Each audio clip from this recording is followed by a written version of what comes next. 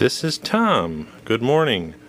I'm going to give you a little recap, a little update on the solar capacitor checker this morning.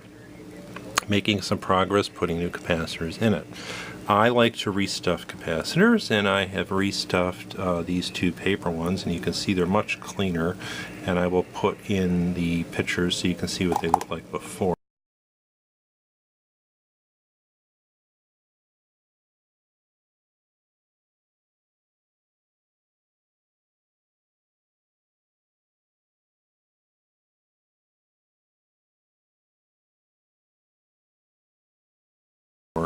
Once all the wax melts off them, it takes the dirt with it.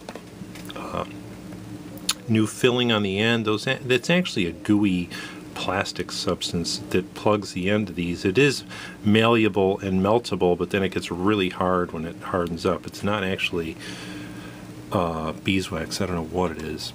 The two electrolytics up here, and there was a replacement yellow one that was in here that had been replaced probably sometime in the 50s.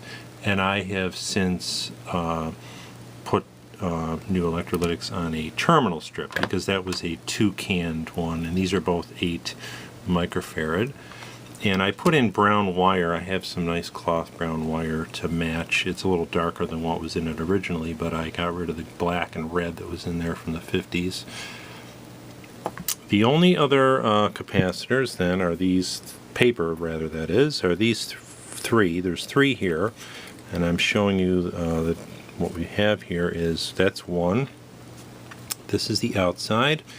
And the cool thing is every capacitor in this is Solar brand, and it's a Solar brand capacitor checker with Solar brand capacitors in it. This is what came out.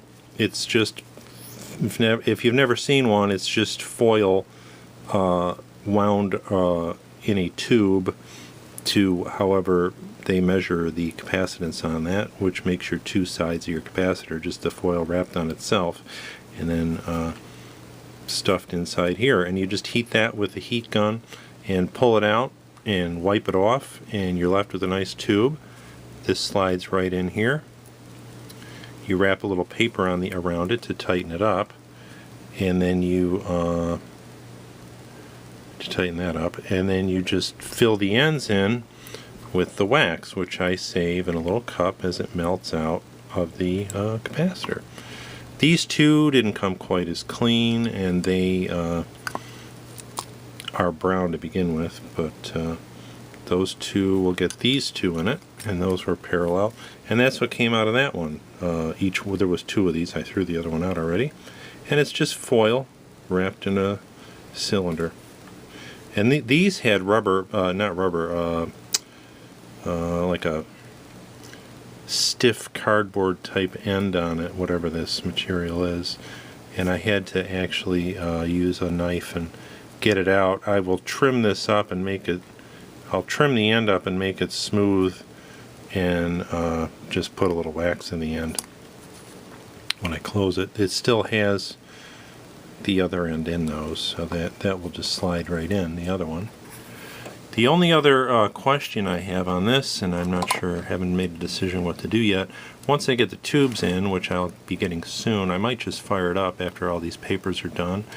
I have these mica caps, and these 2 are 0.01s in parallel, which is equal to a 0.02. I do have a 0.02 ceramic, and I might pop it in here because these micas I think are known for being bad many times. This little mica here has no value on it, and a lot of these are color coded, and they usually have colored dots in the circles. There are no colored dots on this. I don't know if that's indicative of the value that it has no dots, and I haven't researched that online. I will, or not. I'm going to try to just use it and see what happens. I'm not going to replace that right off. And you can see this band switch is filthy. That's going to take some cleaning, and there's 2 wafers I'm going to have to clean. There's one inside there. And then back behind those, there are a couple big old wire wound resistors. And those will be certainly good. And then we have the dog bones. The dog bones I have not checked yet. I will be. I'm hoping they're good. I like to leave them in because they're cool looking. There's 2 up here and 2 down here. So that is the recap on where we're at. I'm going to restuff those. They go up on this terminal strip, those other paper ones you just saw.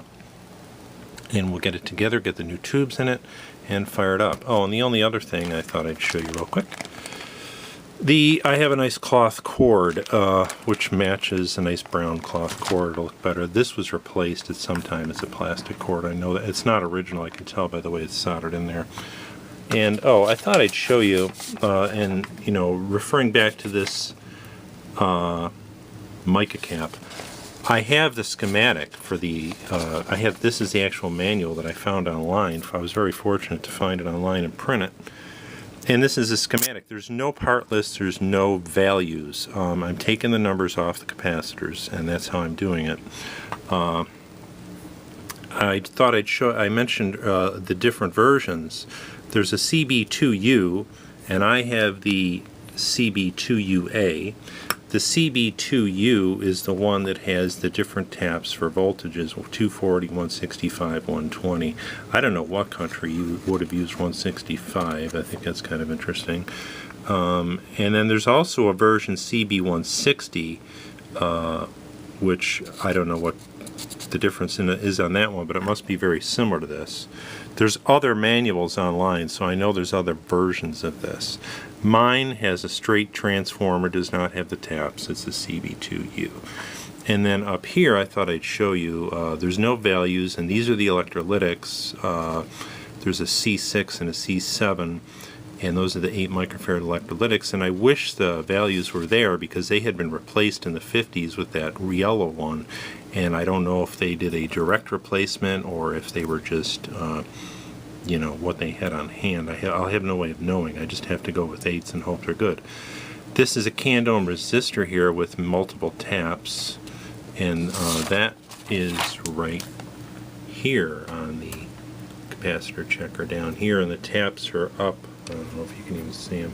There's taps up underneath where those wires go, and they tap into that. And this is kind of neat. I've never seen one. I know I've seen them on Bob Anderson's videos. I've seen them on other people's videos, but I've never had a piece of equipment with a can-dome resistor in it, so that's kind of neat. I just like the look of these. I like having all the cloth original and all the original. It's more work, but I like recapping them. I know nobody will look in here unless somebody works on it, but I think it's cool to have it all original. And this also has an engraved serial number, which I thought was kind of unique. There's one there, and there's one there, and they both match. And you can't really, there's no, well, actually, I take that back. The last two numbers are 41. This could be 41 then, because I think I had mentioned earlier, yeah, 41. There's a good chance this is 41, although if it's a serial number, it's hard to say. Model numbers sometimes do that. Might be. I did find a reference online that these were manufactured around 41, which I mentioned in my last video. And lastly, once all the caps are replaced, this really filthy band switch has to be cleaned. Very dirty. Not band switch, it's not a radio, but very similar to a band switch. It's got 2 wafers and it's filthy, so I have to clean that up, and then make a determination on these. And as I mentioned, I have a ceramic one that's a 0.02, which is equal to these 2 0.01s, so I could replace these, and these are often bad from what I've read online. I've never had to deal with these before. And this one, as I said, I don't know what value it is, so I'm going to have to try to figure that out. And in the meantime, I'm just going to leave it alone. We're going to get everything replaced and fire it up. I think the next video, I'll post this video as is with the update. And the next video, I'll have it done and we'll fire it up together for the first time and see if it works. The tubes, by the way, are on their way. They're in the mail, and I have the tracking number, and they should be here soon. Thanks for watching. This is Tom. Okay, Tom again here. We have the capacitors all in. These are restuffed. We have the 0.01 and the 2.25s in parallel up there.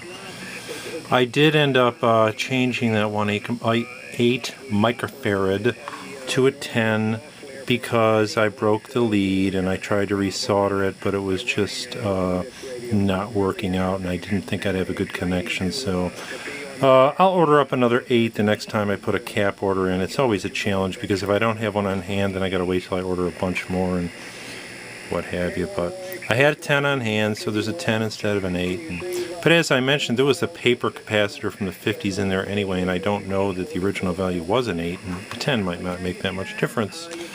So everything's in. I did not do anything with the mica cap, so we're going to fire it up as soon as I get my tubes, and we'll see where we're at, and then make a decision about the mica caps. As I said, I may change this 0.01 in parallel to a 0.02 ceramic, and I don't know what I'll do with that, but there you have it. Everything's working, looking good. Working good, yeah. Looking good. So, this is Tom.